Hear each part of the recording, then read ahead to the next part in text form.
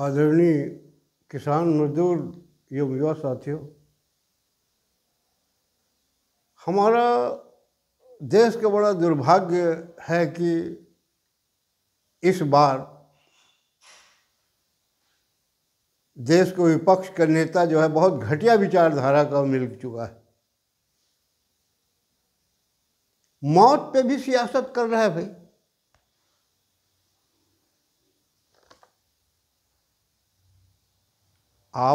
हम सभी जानते हैं कि ये मनमोहन सिंह जी को कितना सम्मान देता था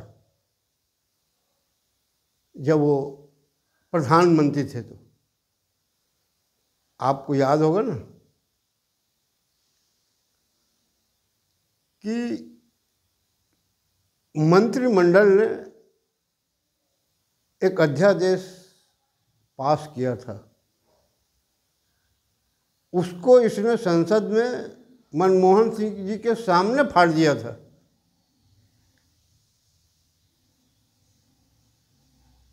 और कहता है कि ये मेरे गुरु थे।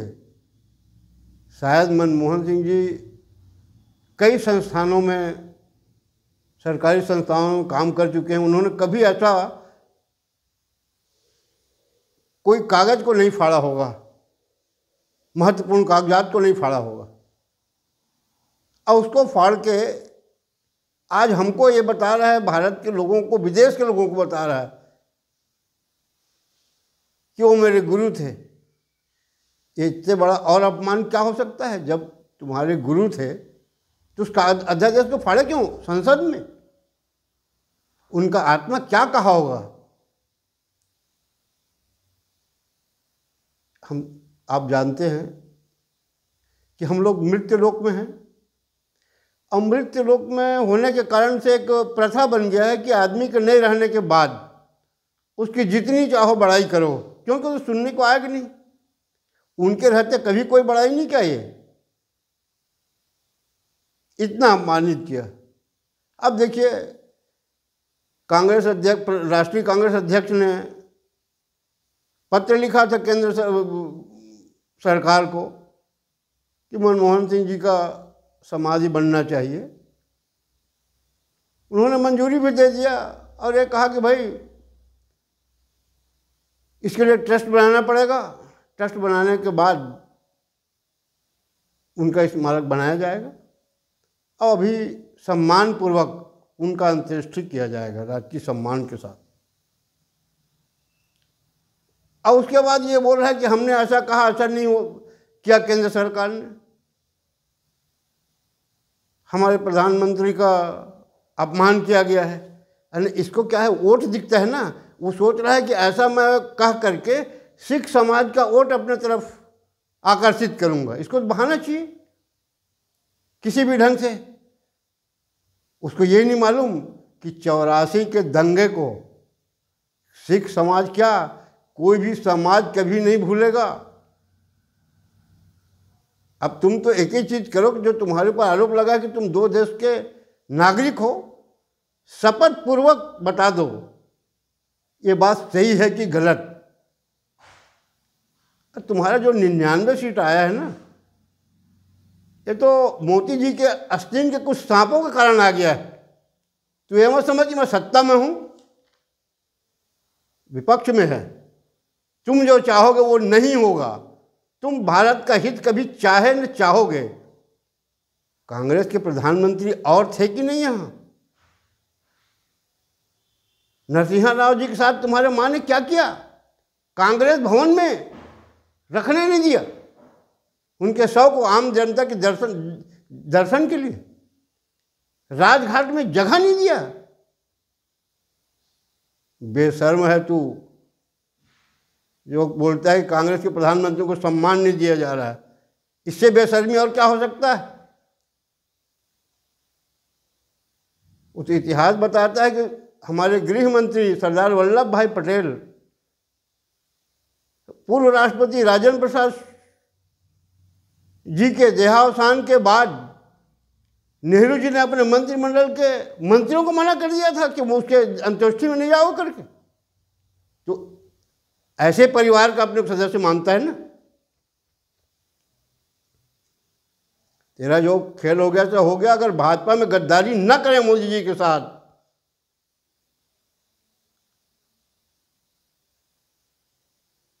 तो तुम्हारा तो सत्ता में आना बहुत मुश्किल है। अब तो तुम्हारे गठबंधन के ही लोग इधर से उधर भाग रहे हैं तुम्हारी गतिविधि को देख करके।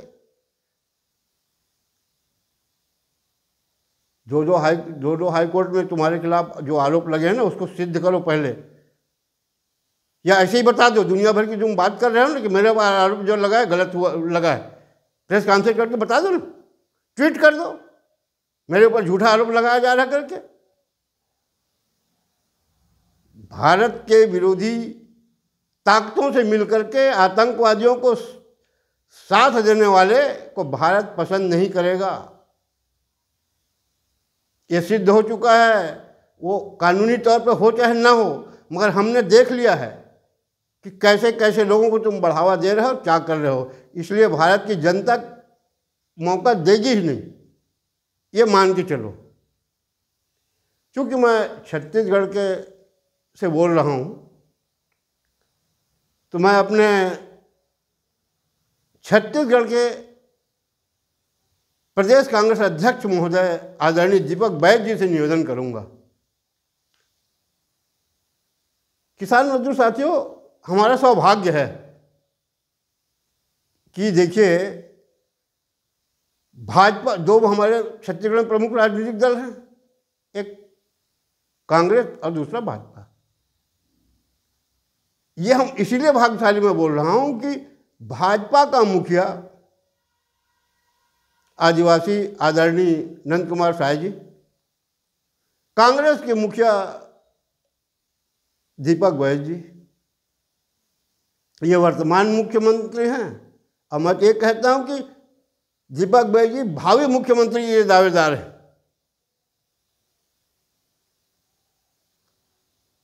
तो मैं आज कुछ दोनों अपने वर्तमान मुख्यमंत्री जी को और वर्तमान कांग्रेस अध्यक्ष महोदय को सुझाव देना चाहता हूं कि आदरणीय साय जी, मैं जब से आप मुख्यमंत्री बने तब से मैं निवेदन कर रहा हूं कि छत्तीसगढ़ के जनता को शासन की सुविधा मुफ्त में दिलाइए। आप छत्तीसगढ़ की जनता को और कुछ नहीं चाहिए। आपके जो लोग हैं, विधायक हैं, मंत्री, सांसद, संगठन के लोग हैं, उनको लोगों के घरों घर तो भेजिए कि शासन की सुविधा उनको मिला कि नहीं, और नहीं मिला तो क्यों नहीं मिला, उनको दिलवाया जाए। आज बहुत से लोग हैं, मैं कुछ दिनों बाद जारी करूंगा आपको, जो पिछड़ा वर्ग के नाम से आदिवासी नेता बन के जो घूम रहे हैं। मैं एक एक उदाहरण प्रस्तुत करूंगा, उससे आप समझ जाओगे। कुछ दिन बाद देता हूं मैं उसको। तो मैं निवेदन कर रहा हूं साहब जी, मैं जान रहा हूं कि आप चाह रहे हैं कि शासन की उधर लोगों को मिले, मगर कुछ ऐसे लोग हैं जो अड़ंगा डाल रहे हैं और आपको भी थोड़ा तकलीफ होगा, क्योंकि आपके ही लोग आपको सहयोग नहीं दे रहे हैं। मैं तो यही कहूँगा ना। वैसे साहब जी, अगर आप भ्रष्टाचार विहीन छत्तीसगढ़ बना दोगे, हर कार्यालयों में, हर नगर पंचायत में, हर गांव में भाजपा का आदमी बोलने लगेगा कि हमारा सत्ता है, शासन सुविधा हम मुफ्त मिलाएंगे, किसी को पैसा नहीं देना है। आपके संगठन मंडल से लेकर के, गांव से लेकर के, पंचायत से लेकर के आप प्रदेश स्तर तक बदल रहे हैं ना। बदलने से कोई फायदा नहीं होगा, विचार बदलना पड़ेगा। मैं सुना हूं कि जनवरी में आप अधिकारी कर्मचारी को बदलने वाले हैं, जो भूपेश शासन का है।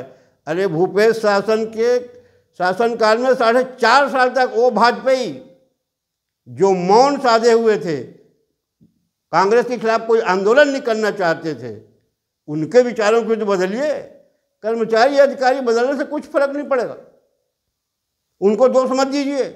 वो वही होता है जो मंत्री और विधायक चाहता है। मैं उदाहरण बता दूं आपको। आपने 7-8 महीने पहले राजस्व अधिकारियों को कहा था कि पेंडिंग मामला जो है जल्दी जल्दी समाप्त किया जाए।